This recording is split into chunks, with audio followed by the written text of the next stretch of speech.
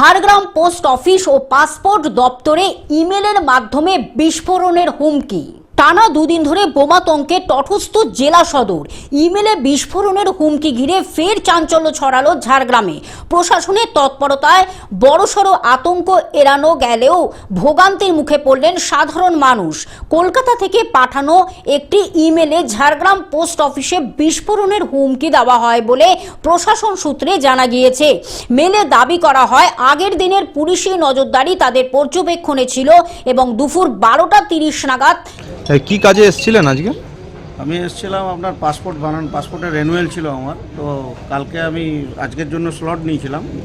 তো এখানে আসার পরে শুনলাম নাকি কোনো হাই অ্যালার্ট আছে, কোনো জায়গা থেকে মেল এসছে যে আপনার কোথাও বোম টোম কিছু রাখা আছে, ওই জন্য পাসপোর্ট অফিস নাকি বন্ধ করতে বলেছে। তো আমার আজকে লাস্ট অ্যাপয়েন্টমেন্ট ছিল, এই অ্যাপয়েন্টমেন্টটা ক্যান্সেল হয়ে গেলে আমি ফার্দার কীভাবে কী প্রসেস আছে সেটাও ওরা কিছু বললো না।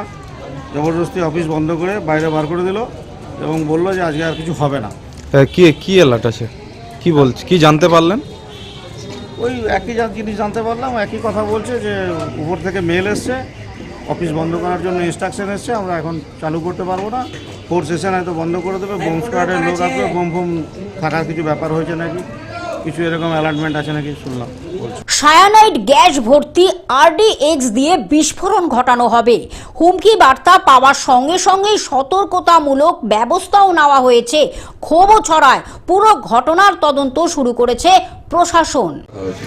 আজকে হচ্ছে এই গতকালের মতো আজকে হঠাৎ করে আমাদের সার্কেল অফিস থেকে মেল এসছে 11টা থেকে আপনার 1টা পর্যন্ত আপনার পাসপোর্ট অফিস এবং পুরো বিল্ডিংটা আপনার বন্ধ থাকবে এবং সমস্ত কাস্টমার এবং আমাদের যারা কর্মচারী রয়েছেন ওদেরকে অফিস বিল্ডিং থেকে বেরিয়ে যেতে বলেছে। সেক্ষেত্রে কি সমস্ত কাজই আজকেও বন্ধ থাকছে? 1টা পর্যন্ত আমাদের কাউন্টার বন্ধ থাকবে, আবার 1টার পরে আমাদের যথারীতি যেভাবে কাজ সকাল থেকে হয়েছিল সেভাবে আবার কাজ শুরু হবে। ঝাড়গ্রাম থেকে অরূপ ঘোষের রিপোর্ট, গ্লোব নিউজ। এখন থেকে গ্লোব টিভি দেখুন আপনার স্মার্টফোনেও। গুগল প্লে স্টোর অথবা অ্যাপল স্টোর থেকে ডাউনলোড করুন গ্লোব টিভি লাইভ অ্যাপ। এছাড়া জিও টিভি অ্যাপ থেকে দেখুন গ্লোব টিভি লাইভ।